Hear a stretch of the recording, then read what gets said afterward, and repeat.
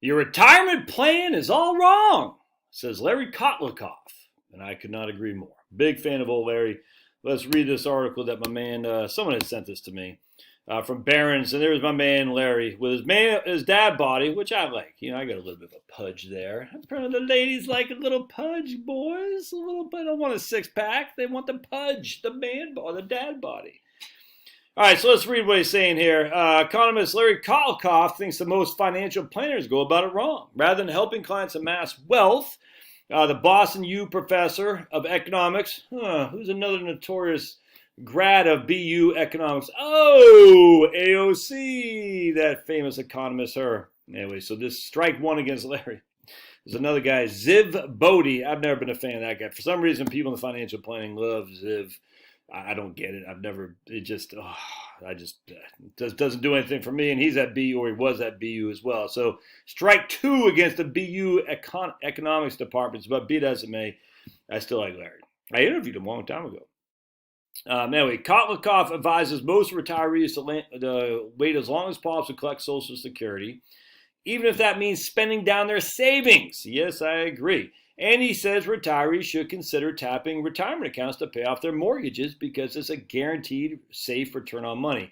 I challenge that to some regard. I'm telling you, I know it might sound like you're going to guarantee your 3 to 4, whatever your mortgage interest rate is. You got to look at the amortization schedule, man. You got to look at the amortization. I cannot stress enough, because what happens is you're paying a heck of a lot of interest on the front end, but you're paying a heck of a lot less interest on the back. You're not truly paying 3 1/4, 3 1/8, 4, or something like that if you're on the back end of your mortgage. Usually, if it's a 30-year mortgage, usually after 12 years, you're paying significantly more principal than interest. And as such, your interest payment is no longer 3 1/4. It might be 1 at that point or something like that. So just be careful there. It sounds intuitive. It's not. It's just, you got to know the amortization schedules. All right, so let's keep going here. How come I can never click on this thing? There we go. All right, he does like to stir things up. He's ran for president a couple times. Yep. What's your problem with financial planners? Well, the whole goal of life is not to accumulate wealth so people can get rich off our fees. It's have the best lifestyle we can, given our resource, so we don't end up living on the street if a market crashes happens or a house burns down. Saving for retirement is a quintessential step in consumption smoothing, but you don't want to undersave or oversave. You want to get it right. Economists are looking at your lifetime resources and figuring out what you should spend so you can keep on spending it 100%. And what you should spend is based on what you have, like Larry says. I need $20 million a year. You don't have it. So you can't retire? Why? Do you really need $20 million a year? Larry says, it seems to me the stock market is overvalued and dependent on the Federal Reserve keeping interest rates low. I don't have any qualm with that. But so isn't the U.S. Treasury contingent on the Federal Reserve keeping interest rates low because our debt to the cost to service the debt. He says, Larry says, I view that as unsupportable. So I view the stock market as very risky. About half my assets are in cash because I think this is a very tricky investment climate. He did pull out the market when COVID hit, and he felt proud of himself, but he did not expect the Fed would come back in and support the corporate bond market to the extent it did. The corporate bond, the U.S. Treasury bond market too. He missed out on the rebound, staying out about out of the market for about half a year, and I've weighted back in with 2 hedge funds that use arbitrage methods that are independent of how the market does. I don't agree with that at all, but whatever. Millions of Americans claim Social Security so they can get back all the money put in. Do they have it wrong? Larry says, yeah. It's kind of like reducing the money you spend on your homeowner's insurance to make sure you won't lose money if your house doesn't burn down. It's a twist of logic. If you're 90 and you're alive, you're going to be very happy that you waited until 70 to start collecting Social Security because you get 76% more than if you were at 62. See, that's a challenge I got for Larry. If you're 90 and you're alive, there's a pretty good chance you're not going to be. In fact, the vast majority of us will not be. Part 2 of that, and this is not to advocate taking it early, but I think there's a little bit more than Larry's saying, is that, yeah, but you're 90, you're sitting on the freaking porch or in a nursing home, whoop-de-flip-and-do, man. Enjoy it. I'm not saying take it at 62. I do what Larry says, which is spend down your IRA, defer Social Security, for the most people. Now, I did have a guy yesterday or 2 days ago.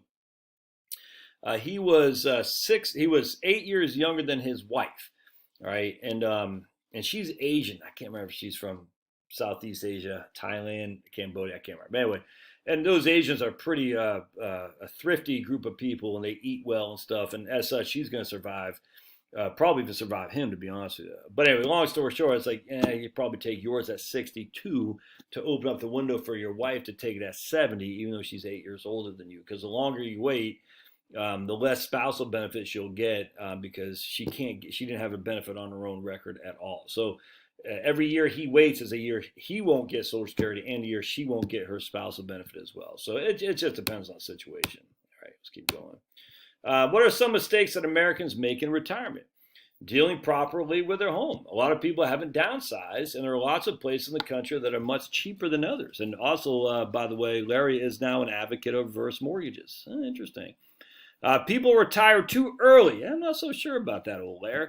If you can't maintain the standing level you'd like, I'd say it's too early. Well, if you're trying to achieve a certain standard of living and you can't maintain it, yes, indeed, it's too early.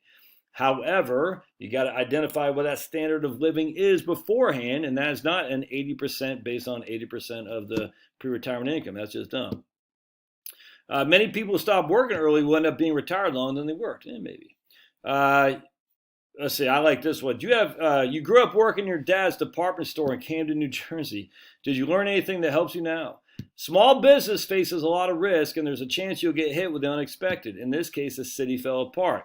The biggest lesson was the need to prepare for old age by being diversified. My dad and his 2 brothers had every single penny in the store, and when the store failed, he and my mom had their house, but that was it. All right, so it fell on my siblings and me to take care of it. All right, so he talks about a couple of things on Social Security and whatnot. Is paying off the mortgage early smart? Ask them I completely agree with this with Larry. Ask them if they pay off the mortgage, would they turn around and borrow money and put it in the stock market? They'd never do that. So it's an irrational statement that you're making, that they're making to you, that they didn't pay off the mortgage and instead they vested because they got better returns in the stock market. Completely agree. Do Roth conversions make sense? They do and they don't. You have to be careful. If you convert too much, you may actually raise your taxes. You may want to convert in years when your tax bracket is relatively low. Yep. If people are taking Social Security early, doing Roth conversions can kick up their Social Security benefit taxation, and it could raise their Medicare premium. Yep. It's a delicate calculation to figure out how much to convert, and all revolves around these moving parts. Let's see. Have you made personal financial mistakes that violate the rules of economics? I rebuilt a vacation cottage one time out of an emotional attachment where it had been cost half as much to tear it down and rebuild it from scratch. All right, so I want to talk real quick about Larry's book here. This is one of the books that literally changed me as a financial planner. The first in 2005, I read Ty Bernicki's Reality Retirement Planning article in the Journal for Financial Planning. That was like getting hit by a 2x8. Not even a 2x4, 2x8. Dude, that guy's fantastic. I wish they had a Nobel Prize in financial planning because I would nominate every year Ty Bernicki. There's a data set from professors, I can't remember where, in 1999 that was the beginning of this reality retirement spending. And again, the idea is as you age, your spending goes down. Now, you adjust it with inflation, but the actual amount of spending goes down even to take into consider inflation. And then I came across this, I think in 2008, 2009. I'll put a link in my show notes. So if you buy it through my link, I get paid that big 22% commission on a $10 book. I just want to share with you a couple things. We got right here. Beware of averages. We hope that most retirees have the good sense to ignore the 4% drawdown rule. Sadly, those who do ignore it run the risk of selecting an even more dangerous spend down rule, and I call the Dave Ramsey spend down rule. And he talks about basically we have Ruth here who has returned 9.1% a year in large cap since 1926. This is written in 2008, I think. And so Ruth thinks she can get, as long as she gets about a 9.1% return, she can spend 9% and still add to her capital. And we know that's not true because the averages are not the each and every year. They're just an average. And so, let me just go back to what he says. The problem with Ruth's thinking and spending plans, she's forgetting that the return on stocks is both irregular and highly skewed, meaning that there's a higher probability of receiving returns below 9.1% than the receiving returns above 9.1. Moreover, the probability of getting very low returns is much higher than that of getting very high returns. Consequently, if she pursues this spending strategy over time, the Dave Ramsey spending strategy, I hate to bash the man, but he said it on multiple videos. It's crazy. Always spending out of her remaining assets based on a 9.1% average, the chances get larger and larger that her living standard will get smaller and smaller as she runs out of money. Right here, too. The big gray wave, the biggest demographic shift in human history, will cause successive cohorts of retiring Americans to discover that the American healthcare system has become the equivalent of a Soviet-era department store. Everything is offered, but nothing is available. Retirees will discover that they've been invited to play a giant game of medical musical chairs while the music plays and increasing numbers of retirees circle a diminishing number of medical chairs as the ratio of retirees to doctors diminishes or shrinks. Now, I got so many notes in here, man. Just it's man, your kids sure going to trade from page 110, ask the location from page 187, study of Wharton students, the origin of the, I don't know, page 95, the origin of the 80% rule. I haven't looked at that for a long time. Let's take a look here. The science behind the replacement rate. The replacement rate as a source is calculated every 3 years by the Center for Risk Management Insurance at Georgia State University using the Department of Labor's Consumer Expenditure Survey. As the center's website acknowledges, it was established in 1969 through grants and general financial support from the insurance industry. The replacement rate itself, as previously mentioned, financed by Aon Corporation, a major insurance brokerage. In other words, the replacement rate is calculated by the insurance industry. The quote, researchers, unquote, at Georgia State start with a pre-retirement income of a variety of households, married, single, different income levels, and then make adjustments until they get to the spending being done before retirement. They assume this income needs to be replaced 100%. Anyways, so much stuff in here. I can't tell you how many notes I got in this book. It's insane. And look, man, if